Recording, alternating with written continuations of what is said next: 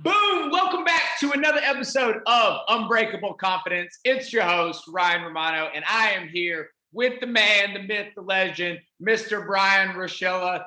Man, I'm super excited. We were finally able to find some time together and be able to, A, catch up selfishly, personally, and as a friend, and then B, just chat it up and pick your brain about some of these fun topics. Let's do it, man. It's been too long. You've got to keep coming back out, I guess. Yeah. Hey, I'm down with some Oregon weather too. So if you don't know Bryan, obviously he's the associate head coach over at Oregon State University. He's got multiple team national titles coaching under his belt, and he's just a legend. That's what he is. I don't know another way to put it. He's just an utter legend. So we'll just dive right into things, get things kicked off. So my big question mostly for everyone is, there's this idea of, I believe that everybody has, these unique abilities and these unique superpowers within themselves. So for you, especially, and it could be as a person, it can be as a coach, what would you say are like those one or two like uniquenesses about you that just help you stand out? Like I said, either as a person or what you bring to the table in terms of coaching. I think the first thing, I'm not fantastic about talking about myself. So probably the biggest thing that makes me stand out is that I'm a 6'5" gymnastics coach. That'll do it. That'll do it. I can't tell you how many times per year or, just in general, I get the, you don't look like a gymnast. Yeah. kind of thing. I don't think I'm unique in other than that, that definitely helped me with getting in the door and, basically instant trust when it comes to spotting because of my size and things like that. And I think I'm fairly good at it. Yeah. But I think the rest just falls in line with, passion for what I do and lifting people up and helping get the best out of them by building relationships. And for me, that's the most fun part about, my job is that all the relationships. I mean, I was with, the one school for over 22 years. And during that time, I coached 400 athletes just at that school. Not to mention the hundreds of more that I met on the recruiting trail and got to know personally. And, a lot of them chose the school and a lot of them didn't. I'm still in contact with the ones who didn't. In fact, we had a couple of recruits in this weekend and I recruited both their coaches. Oh, wow. That's when crazy. They were college athletes. Yeah. So I've been around a while. Yeah. Well, I think that's like a big piece of like your uniqueness too, because I think you and I will probably agree that most of these kids, and when I say kids, typically like college age down, is they are craving for some type of like meaningful relationship. And when they're doing something like choosing a school, I think it's really important to feel that you have that relationship either with one of the coaches, multiple of them, because at the end of the day is like you want to feel that connection and have that trust to be able to accomplish things that they want to accomplish individually, but also that fit the mold of like, what you guys are trying to do as a team and as a program as well. Oh, 100%. It all comes down to that. And it's having that trust and comfortability to really bring out the best. I always tell the girls when they're out there performing, especially on floor, you have two ideas that when you're out there, you want to either perform like everybody should be watching or no one's watching. They're both kind of the same thing, but whatever resonates with you. So the idea is like, I got to be me no matter what.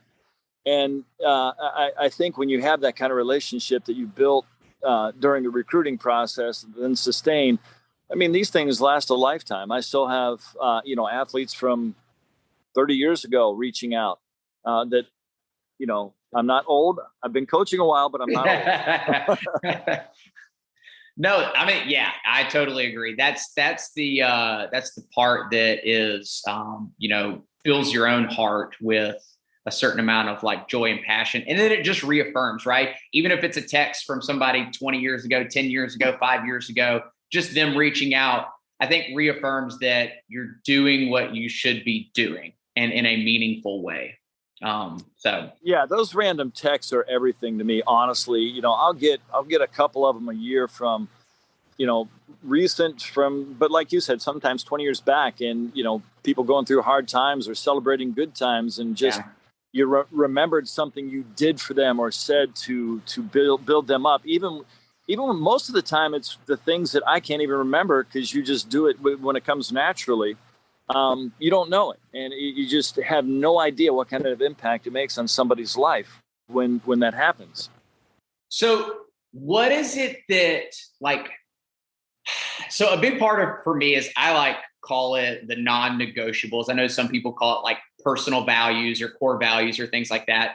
But what are some of those, like, especially when you're recruiting, because that brings up a good point, is the idea is like, I mean, yes, talent and skill is a piece of the puzzle, and it's important to have those things to build, a high level program.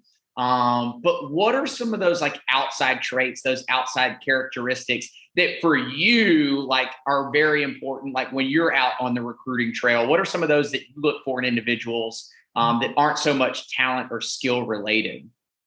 Right. That's a key. I mean, Ryan, that's the $1 million question, and it's what to look for. I remember at one time with the program I was with for a long time, it seemed kind of an arms race, back in the mid 2000s, like 2002 to 2010. It was an arms race. Who can get the biggest name and the most accomplished athletes and things like that, or the Olympians or whatever it is. And the thing is we, I was part of a group of people that assembled quite an arsenal of talent. Right. But the missing element was how well they could get together cohesively. They were a great team as far as the individuals that comprised that team, but as far as team goals in competing in a team environment, fell short a little bit. And so I had to recognize that first of all, and then ask myself, what am I doing wrong, or what can I do better? Right. And the thing I realized the most is I was recruiting just talent and things like that, and building those relationships, and they're strong. I mean, that was all still there, but getting the kind of people interested in your program that are not talented but have the same core values and character qualities that you're looking for.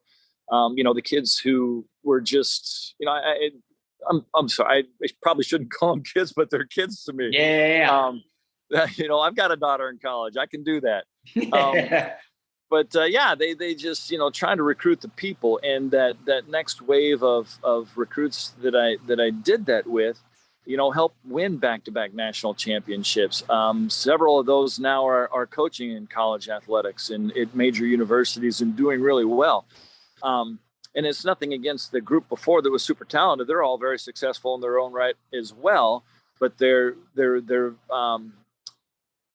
how do I say it? It's just coming together in a group environment with the right elements and the right people. And bringing those people together. That's what makes the magic happen. And, Tanya and Michael and I talk about it all the time with these recruits making their decisions. And thank goodness it's getting back to normal, where you can actually get to meet people and talk to them before they figure out. I mean, I never understood that when all that early recruiting stuff came out, and I'm like, wow, so you're going to have a phone call, make a commitment. I mean, that's like getting agreeing to marry somebody on a blind date with somebody you've never met. I mean, don't put it past people these days. I'm sure there's some reality TV there, but yeah. So what for you is obviously in terms of like the coaching realm is like, I really see you as a high achiever, but obviously doing it, like you said, as long as you've done is you're, I would assume, a completely different person now than you were then. There's been a lot of growth and a lot of like feeding your own mind. And so like, what have been how have you continued to like grow and like shape your own development? And it could be as a person or as a coach. We can go either route. And what are some of the biggest changes you've seen from like early when you got on in terms of like onboard and coaching and like from where you are now, and how you've grown in that way? Well, obviously, you know, for most people who don't know what, you know, I've been through quite a lot over the last several years. And, you know, with a program for a long time, over 22 years, that not working out, being let go, having to uh, uh, find who you really are. Yep. And I think what happens is, you know, for me personally, I'm thankful for all the experiences I've had, but more importantly, when you have an opportunity to grow like that, and really choose when you hit that road where you're like, okay, now what do I do? Yeah. You either, you know, ooze off into a corner and die and rock back and forth, sucking your thumb, which I've never been good at, or you come out swinging. And, you know, so I came out swinging. I went through some humbling times, had to work 4 jobs for several years, be a volunteer coach with great people down there at Auburn. And now I'm at a great program at Oregon State University, but it helps you find, you know, where you are and who you are as a coach. And what I missed the most was the building of people, you know, just lifting these young ladies up, helping them find their way of, you know, who they are and why they do this, and to have fun. You know, when you work that hard, you have to enjoy it too. I mean, that's no kidding. a big part of the formula. And, you know, just everything that I've gone through, and to have an opportunity to come out here and be with Tanya and Michael, or who are just not only great coaches, but 2 of the greatest people I've ever met on the planet. And, you know, it's the interesting thing is I'll never forget in 2019 when they did really well, I was at the national championship with, you know, an Auburn gymnast, their only individual. And, you know, it just so happens that she won their first national championship, individual or otherwise.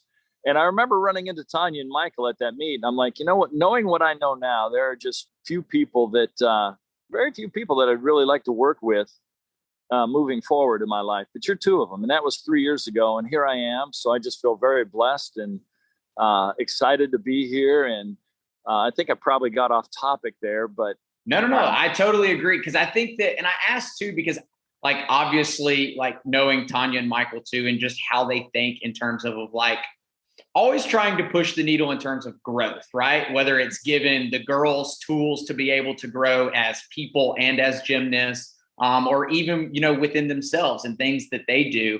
And just, you know, getting to spend some time several weeks ago with them and having more individual conversation, I guess alone time with them, and understanding the way that they think more. So I was curious, is obviously they wouldn't bring somebody on like yourself that didn't think similar to them in terms of being that growth minded and always trying to just kind of like stack and layer ways to improve, right? Like there's always new ways and things that we can add that, you know, bring us a certain amount of joy in our own lives too. So, I think that's super important. And I know that they do a super good job. No, they do. And, you know, going back to when I had that transition summer and I had no job. So what's better than no job is lots of jobs. You know, I basically hit the road and did the camp trail. And I mean, there was at one point where I had gone back and forth all over the country, but you know, I think on the last leg of like 24 camps that summer, which is a lot, you know, especially for, let's say somebody in their 50s. Anyway, that was just so rewarding. I mean, at one point I was coaching in Destin, Florida, and walking along the sandy beaches, and the next day after a 9-hour flight, I'm walking on glaciers in Alaska. Yeah. You know, just and everything in between. And I think the thing that, really, just reignited that fire that I've always had, that, you know, you kind of get lost when you're with some place or some corporation for long enough, you kind of lose who you are. And your identity belongs to that corporation. And that wasn't me. And to be able to be released from that and have the freedom to go out there and, my gosh, all the amazing coaches that I worked with that summer from all over the all over the country and all over the world at all these camps. It did two things. I learned so much from these people. I continue to learn and adjust to the new way of thinking for the elite gymnastics to the level 10 to the level 7 and all the amazing people along the way. And just for them to kind of get an idea on who I am. It was like they see this 6'5" guy out there coaching college gymnastics. Obviously, I was never a gymnast, and they've got questions. And for them to get to know me as a person and the coach meant a great deal. And now we're seeing that a lot of these kids that I've been able to work with and touched along the way is as far as motivating them and lifting them up. Now it doesn't matter where they're at, Florida, California, New York, Long Island, they all want to, they're all a little bit more interested in Oregon State. And it's but that all goes back to your first question of building relationships. Yeah. And I think too, and which, a big piece of it to me is to a certain degree too, is I think we come like two different things is I think we become so familiar with where we are. Like you said, when you spend so much time somewhere is like, you struggle to think outside the box. And that's just because you're familiar with that environment, those surroundings, people, could be anything. And then number two with that is like, as you shift outside of that, you have your own, like you said, finding of yourself. And I think that there's a certain ability to be able to relate with kids, people, whoever on a certain level, because it's not comparing stories, but you can share stories in terms of like, I remember there was a time in my life when I spent 6 months frustrated. Talk to me, right? Like there's a certain sense of understanding. And that's what a lot of people look for, because in the back of their minds, right, we're always trying to compare. It's like, my story's got to be worse than your story, right? If I get sick, your sickness has to be worse than mine, right? It's like, you don't understand. It's like, I kind of had grasped the idea. And that's really what I think a lot of people look for is that connection with somebody that they feel like they can relate to. Yeah. You hit the nail on the head. And just that having that opportunity first when I was trying to finish up in the state system and go down there and be the volunteer coach at Auburn. I mean, I worked landscaping in the morning. So my day consisted basically of getting up at 4 a.m. They allowed me to work through lunch. I took care of the grounds at Auburn University, and the grass looked great, by the way. So that was my day. Coming from a woodworker, I'm sure it was very pristine. Yeah, I mean, it was pretty good. So anyway, they I'd work from 5 to 1. I'd work through lunch. I'd take a quick shower. I'd be in the gym coaching by 1:15. I'd coach from 1 to 5 with the college team. I'd coach the club team from 5 to 8:30, and some nights I'd go to Home Depot and work from 9 to 1 a.m. Whatever you had to do, but I had to, I got the opportunity to coach the coaches of the club program. But the point is you didn't really have to say a whole lot, but the Auburn athletes would see me on campus and bloody and muddy and just, sweaty in that nice, pleasant, heat in the South that they had down there, like a steam shower 24/7. And I think the thing is they never heard me complain because there was nothing to complain about. Life was good. I got to, I'm able to do what I love to do, and I'm doing what I have to do outside of that to be able to do what I love to do and want to do. And they're a lot more aware than we give them credit for. And they're all very independent, but they also crave leadership. Yeah. And I think when they see somebody, working hard, I can't tell you how many times I've heard somebody say, they're start down the road of like, I'm just kind of struggling today. Things are hard. And then they look at me and they're like, oh yeah, never mind. It's really cool when they kind of have that self-awareness and recognition of not only their struggles, but other people and what they go through, and to be able to recognize that. And I think that's what really builds a cohesive team in the culture, especially that Tanya and Michael created out here, is just kind of having that, not only self-awareness, but awareness for others and respect. And that builds a bond that is pretty unbreakable. And that just goes hand in hand with success and everything else. Yeah. So what do you think, in your like opinion or expertise, like what's holding a lot of kids back from being able to close that gap between, like, we'll call it, this is probably not the politically correct, but like high school gymnastics to college gymnastics? I think it's something that everybody struggles with on various levels. The thing that, I like to talk to the girls about is, first of all, just reminding them how hard they've worked and how hard they come. And, we all talk about making those deposits in the bank when you're having a good day and things like that. I think the most important thing is having that sense of the difference between reality and expectations. Mm-hmm. Sometimes the expectations here, but the reality is here. And your job is to inch by inch, day by day, step by step, try to close that gap, adjust, readjust, and refocus on what that looks like to get there. And it's just getting harder and harder. And that's why we're all pushing for that, extra 2 scholarships for gymnastics, because the level 10 demographic alone has doubled in the last 9 years. So it used to be like 5,000 kids strong. Now it's over 10,000. I think possibly 11,000 kids in the level 10 world, all fighting for those spots at developmental nationals now is what they call it, I guess. And making that regional team, and it's getting harder and harder. And there's just more and more talented athletes out there, and a lot of them. So yeah, it's kind of tough, but just knowing where you're at and finding the school that fits you and the people that fit you the best. But just as far as closing that gap goes, is just have to chip away at it.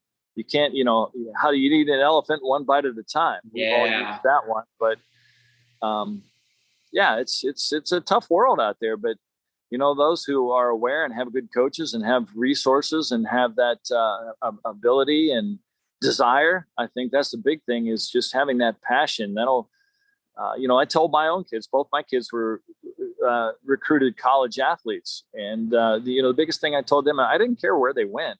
The only thing I asked of them wherever they went was, don't let anybody outwork you. Yeah. Yeah. It's, I think when I was at a Tony Robbins event, he said, and I think this is kind of sounds a lot like with what you're saying too, is we don't lack resources, we lack resourcefulness. And so he's always asked, like, he'd have somebody stand up, why are you, you are where you are now, why are you not where you want to be? And they would list time, money, like all these things. And like, those are resources. You can find those. You can go find more money. You can those things. But how resourceful are you with the people that you have around you and the questions that you're asking them and how you're investing your energy in certain areas? And so, that's always a big challenge, or a challenge I try to instill in a lot of the kids, is like, be resourceful. You're in an age where, there's an abundance of knowledge and an abundance of opportunity per se, is like, you just have to be willing to ask the questions or raise your hand to somebody, because it could even be somebody close to them. Right. Even I'm sure you experienced it in your own gym. Like, it's like, you waited 6 months to ask me this, but there was like this fear factor, right? Of like, is he going to like think less of me because I don't ask this question, versus like, man, just raise your hand and ask, because probably 10 others got the same question in the gym too, or struggle, or, looking for a certain opportunity. Yeah, I mean, you have to break down those walls and let them know that you're real. You're here to listen. My dad always said you had 2 ears and one mouth for a reason. You're supposed to listen twice as much as you talk. And when you do that, people get comfortable, especially when you're bringing in, every year is, the fun part is you get a new batch of athletes on your team that you recruited, that you've built a relationship. That's why they're there. But then you really have to dig in and learn about them and their past and how they're used to being coached, and some of the skills that they may have worked on that would maybe work better for them now in college and things like that, and just finding that way to grow and being comfortable with expressing yourself and sharing that. I mean, for as independent as all these young people are today, they also crave leadership. Yep. they won't admit that, but you can see it, and they resonate with it.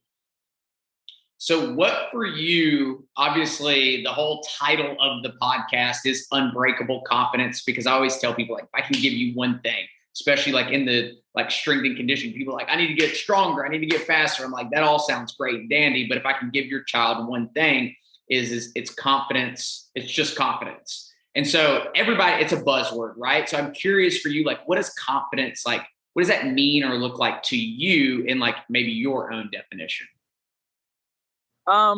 Confidence is a word I struggle with, because it is something that is, we all need, and we all talk about it. But to me, it's more of attitude. Okay. It's not how you do things, or it's not.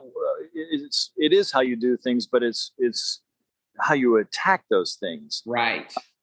For me, going through what I went through, probably not many people would walk through in my shoes to do what I had to do to be able to get what I, was trying to achieve with the state retirement system and whatever, and still be able to coach. And the one thing I learned from that is you just really have no idea how strong you are until you don't have a choice. Yep. And so that's why it is, to me, the confidence is more about attitude. You can either do that kind of thing and go through it and whine about it, complain about it so hard, or embrace it and make it your fuel. And that kind of attitude is that unbreakable confidence means to me that nobody's going to get in my way from what I want. And I may not be able to do it this way, but I'm going to do it this way, and I'm going to get stronger for having to do it that way. And that attitude that you use to attack that is to me the most critical element in confidence. It's like, I don't have to do this. I want to do this. Yeah. I want to. And your why, you talk about it as well. What's your why? What are you doing this for? Well, you doing this for funsies or, whatever. What are you doing it for? What's your attitude about it? Do you actually want to just be a part of something and cheer from the sidelines? Or do you want to go out there and have the time of your life and compete for a national championship? It all depends on you. But, going back to the original question, to me, that confidence is the attitude to which you carry forth how you attack your day-to-day tasks and how you want to grow as an athlete and as a person. I like it. I like it a lot. I got two more questions for you. Number one is what's the biggest piece of advice that you could give like upcoming athletes, any age? Oh my gosh. Well, that's hard. That's hard. Well, because when you're young, the beauty in youth is the fearlessness that it has. It's like, yeah, I'll try that. I don't know what I'm doing, but I'll give it a shot. And then you get older and smarter. You're like, I don't know. That might hurt if I do it wrong. Yeah. But that's not just talking about gymnastics. I mean, that's life. Yeah, 100%. Right? I mean, yeah, this is great. I can do this. And then like, oh, wait a minute. It's funny you say that. Going back to when I was at Tony Robbins, he literally said, he was like, when you guys first started your business, he was like, think how dumb you were. Think how many dumb things you did without even hesitation. And now you start making a little bit of money and you're like, ooh, I don't really know. Do I want to do that?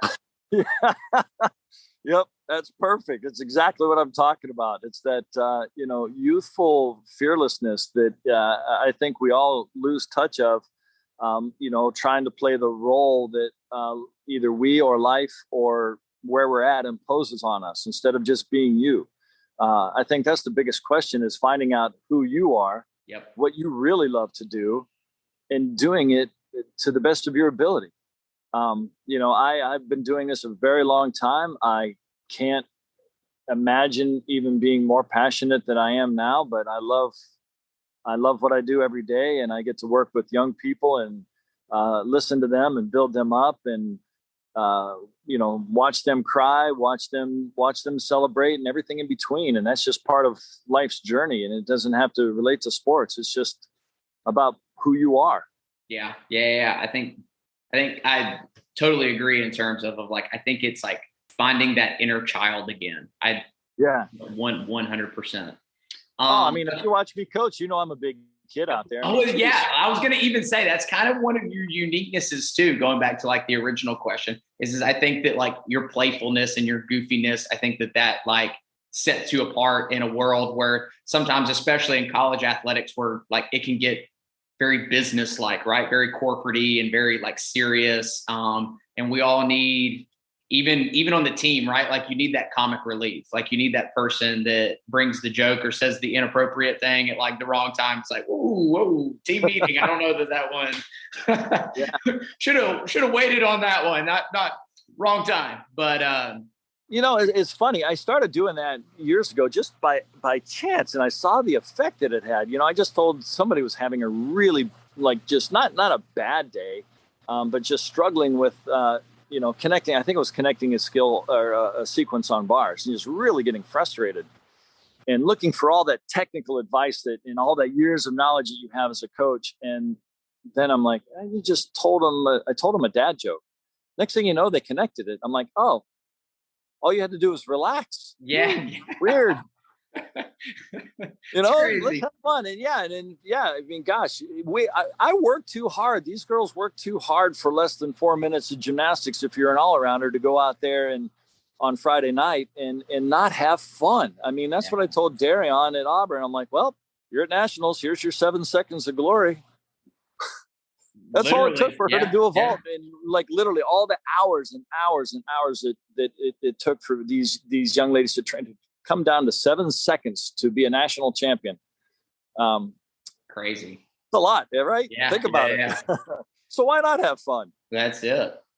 Last question would be kind of sort of last question is what's one or two, however many, what are one or two things that like you would like people to know about OSU that they may not know about OSU? Specifically, let's just go in terms of gymnastics too. I think we're,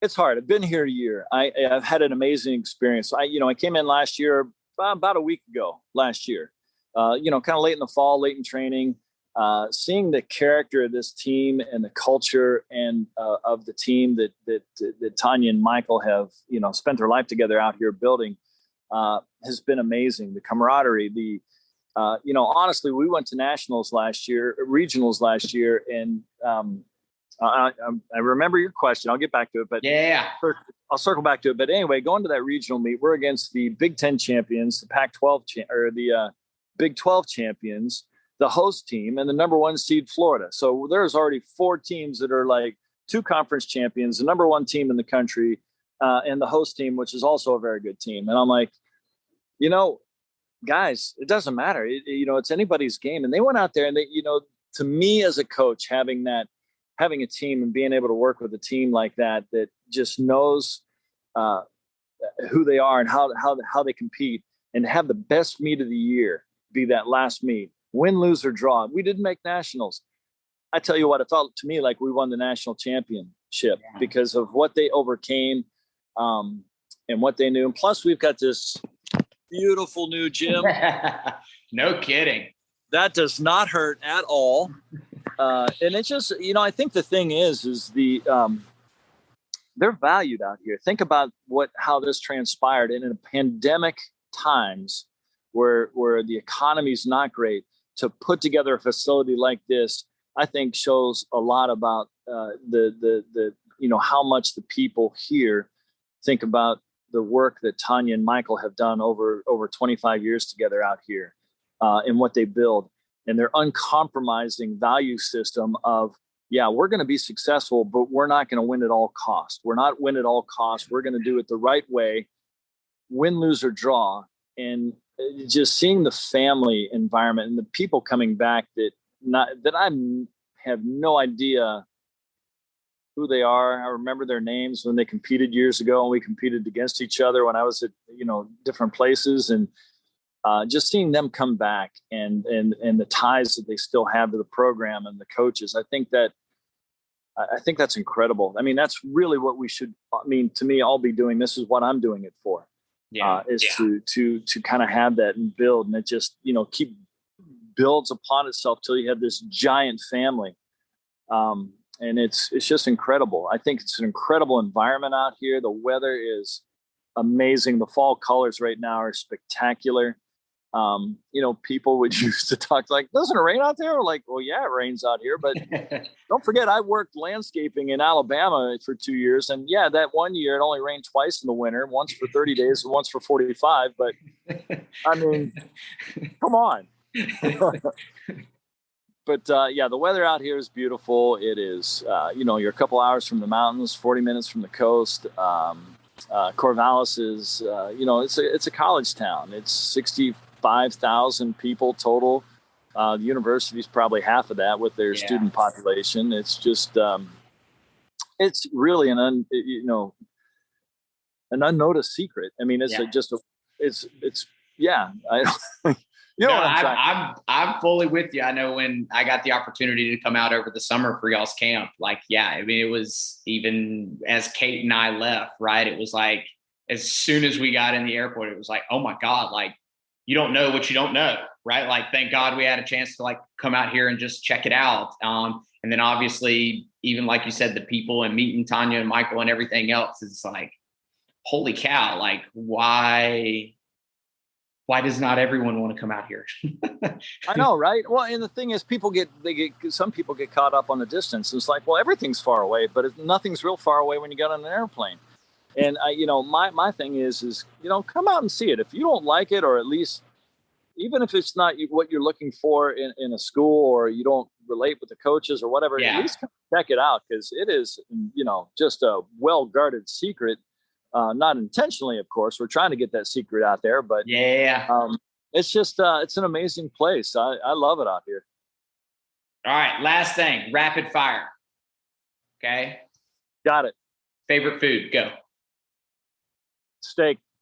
Favorite hobby? Oh gosh, I have so many. Come on, you can't do that to me. Anything that I can do creatively, building furniture, art, whatever. Yeah. Beach or lake? Lake? Beach or lake? Which one do you prefer? Lake. Lake. Last one, dream vacation spot anywhere in the world. Oh man, I want to go to my homeland. I want to go see Italy.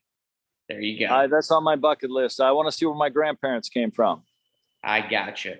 Well, man, I am super glad that you took a little bit of time. I know we were hoping to be able to connect when I was out there, and we were both kind of running ragged between practice and everything else. So I'm glad we got to actually connect. And I hope that everybody out there was able to find my goal always is to be able to get one little nugget, right? One little thing that you can take away. It may have been something that you learned about their program, something that you learned personally about Bryan, or something that you can actually implement within your life. So as always, if you guys have any questions or want to continue, where's the best place they can continue to follow either your journey or even OSU's journey via social media? What are those? Do you know? Yeah, Beaver Gym on Instagram is the easiest. I'm at OSU Coach Bryan on all social media. I'm real easy to find. But yeah, just keep following Oregon State Gymnastics. We've got a fantastic team this year. It's going to be a lot of fun. Ryan, I really appreciate your time. I really enjoy being around people who are a little bit crazier and more high energy. So, well, I do a good job of that. Yeah, I'm not going to compete anymore. I'm twice your age or something like that. I don't know. Well, cool, man. I hope everybody, like I said, got something out of it. If you have any questions, comments, concerns, drop them down below. Put it in the comments. Put it anywhere. Reach out to either one of us if you have anything that you want to know further. And as always, continue to go out and create your own identity. Create that sense of unbreakable confidence, whatever that looks like within your own life. Can't wait to see you guys on the next episode. Love you guys. Peace.